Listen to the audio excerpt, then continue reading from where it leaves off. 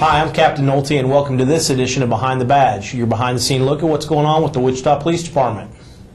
Well, today I've got several people with me, and I'd like to introduce Courtney Carpenter with the City of Wichita Probation, Gordon Basham, the Executive Director of the Wichita Crime Commission, and Gail Villalobos, who is the Chief Probation Officer for the City of Wichita. And today we're talking about gangs and a little bit of how we're helping get gangs out of gangs through the gang tattoo removal program. So welcome to the show, everyone. Thanks very much. Thank you. Well, let's talk a little bit about it. Gordon, I know that you've been kind of behind the scenes working with the program for the last several years. Why don't you give our viewers some kind of idea of what exactly the gang tattoo removal program is about? Thanks very much. Well, what we do with the gang tattoo removal program is find a way to help former gang members change their lifestyle, to get out of the gang life and to move on. What we do with the program itself is we have a physician and his staff who remove their visible gang tattoos. These tattoos often are on their faces, necks, backs of their hands, things like that, that won't be covered unless they wear gloves or a face mask, and that's not very practical in today's society. So we take these people who apply to the program, and they're screened very carefully. There's a formal application process. Officer John Biagini, who is the school resource officer at East High, has been involved with the program for the 12 of its 15 years in existence. And Officer Biagini is very good at screening the people who are serious about doing this. So in order to get them into the program, they're required to fill out a formal application. Once that's been approved by Officer Biagini and he feels that they're indeed sincere about leaving the gang lifestyle, then what happens is they're referred to the probation office of the municipal court system here at the City of Wichita. Courtney takes their calls and their applications and then assigns them 30 hours of community service. The community service is something that's assigned by the City of Wichita. Rather than raking leaves at their church, they're given serious community service work to do, again, to prove their sincerity to want to change their way of life. During that process, in fact, during the entire gang removal, tattoo removal process, Ms. Villalobos, what she does is she stays in contact with the police department's gang and felony assault section, so that if these people pop up on their radar at any point during their involvement in the gang tattoo removal program, they're dropped from the program. In other words, they have to be sincere and make a sincere effort to change their lives. Once they've completed their community service, then they're referred to a physician, a dermatologist here in town, and his staff. They, in turn, begin the tattoo removal process, and that takes quite a while, depending on the extent of their tattoos. Well, it sounds like it's a great partnership between not only the city with what you all do, but and the Crime Commission, but also in the community with getting community service done.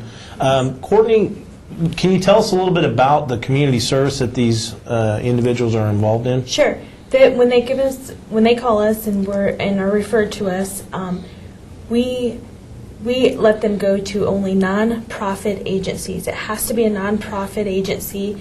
They'll turn in a timesheet with a good phone number and email. We ask for a lot of information from the actual non-profit agency that we've approved. And we call them and get in contact just to verify they've done the hours. Once the hours are completed, then we return it back to Wichita PD to make sure that... Okay. So tell me a little bit about what kind of community service has been done in the past. They have gone to United Way agencies. Some of them rake leaves for churches, or some of our females have done some filing, not that only females can do it, but filing. They've done cleaning, mowing yards when it's nicer out, any kind of work that can be done. The churches and the nonprofit agencies are willing. Gail, as you oversee kind of the probation part of it, what are some of the things that you see are the successes of the program? Okay, well, I haven't been affiliated with this program quite as long, but previously with Kern County Probation in California, we also had a tattoo removal program, and the success of the individuals coming out of that program and being able to obtain employment was significant. It made all the difference in the world, and then being able to get a job, because so many jobs, even the service-related jobs, your arms are exposed or your faces and necks are exposed. And so it helps them, it helps to reduce recidivism. Right. And that's why we are very interested in being a part of that now with the City of Wichita. Well, it sounds like and of course the police department and the City of Wichita enjoys partnerships, and again, this is a partnership. This It is is. something that is Yes. a lot of people are, and a lot of agencies are putting into. How many, and this is open for anyone that can answer it, how many success stories do we have so far in the program? In the 15 years of the program, we've had about a dozen people who've gone through it very successfully. One of the problems that we had, which occurs sporadically, is that a physician who's removing the tattoos or his staff, occasionally they will leave their practice here in Wichita and move away. They become too busy to be able to handle these cases. But Dr. Chris Moeller, whose dermatological practice is virtually the gold standard in Wichita, Dr. Moeller and his staff were very, very eager to help out with this. And a very interesting story about that is the fact that when we approached them, I wrote a letter to Dr. Moeller and said, can you refer us to someone who you know that might be willing to be involved in the program? Because he's well connected in the medical community. Rather than saying, yeah, call so-and-so, he contacted me and said, we would love to be involved in this. And the reason for it is they took it upon themselves as an office project. They found a young woman who had gang tats and wanted to leave her boyfriend and that lifestyle, and they began removing her tattoos themselves without the use of our program. And so when we approached them about the program, they said, this is absolutely wonderful. I'll be glad to help you out on this. Well, it sounds too like with this, there's a commitment on each of these individuals' part. Yes. This is not an easy process, and there have, I'm sure, been some that have washed out of the program as well. How does someone that's looking to get out of the gang lifestyle but knows that maybe some tattoos they have are an impediment, how would they get involved in taking the steps to get that started, to get those removed? Well, the very first thing that happens is they contact the Wichita Crime Commission. We, in turn, used to have a very informal process that we felt like needed to be formalized due to interest by other agencies in the state of Kansas to start their own programs. So we formalized the application process, we formalized the community service process, and the monitoring process of these candidates. And it all basically has been done by word of mouth. We have had, over the last 6 months, we've had, I guess, at least 7 or 8 people call. Okay. Some of them have followed up, some have not. Word of mouth is a very big thing. We've had people call us from as far away as Topeka and Liberal to get into our program here. Well, it sounds, and you kind of touched upon it, and it sounds like with the formalization of the process, with probation being on board, good things are happening and other agencies are taking notes. Can you talk a little bit about where the program's going? Well, we're in the process of working with Shawnee County and the Topeka Police Department. What our program is modeled very loosely on an application process that they created. And they did so because Attorney General Derek Schmidt came to us and said, let's find a way to take this program statewide. Wow, that's awesome. And in doing so, Shawnee County obviously being in Topeka, or Topeka being in Shawnee County, it was easier for him and his staff to monitor it locally than down here. But what we've done is we've taken the program and implemented it full board. Theirs is still a pilot project up there. And if it's successful, which we are pretty convinced it will be, it could be that there are other law enforcement agencies and criminal justice agencies around the state of Kansas that will be taking up the program that Shawnee County and the Wichita Crime Commission have implemented.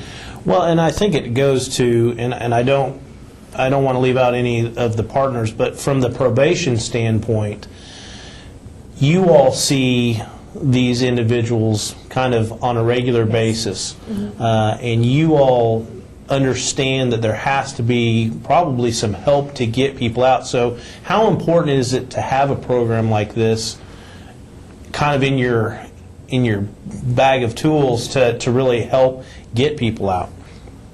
Go ahead. I was just going to mention the costs that are incurred. This would be considered cosmetic by most insurance companies if they happen to have insurance, and not necessarily a medical necessity. So it's the cost factor, and they aren't going to be able to increase their income without being able to have some type of employment. And I hate to just say this is just for the employment, but that is so important. That's really an important aspect of Well, this. but you do see from cases in probation time and time again what those barriers are to Yes. getting out of that cycle of violence, if you will, or Exactly. of membership. And so I think it's important that we make sure everyone realizes how important a program like this is. And with regard to violence, sometimes the tattoo alone can provoke another gang member if they happen to be in somebody else's turf or shopping in the mall or something like that. So there's that aspect of it as well.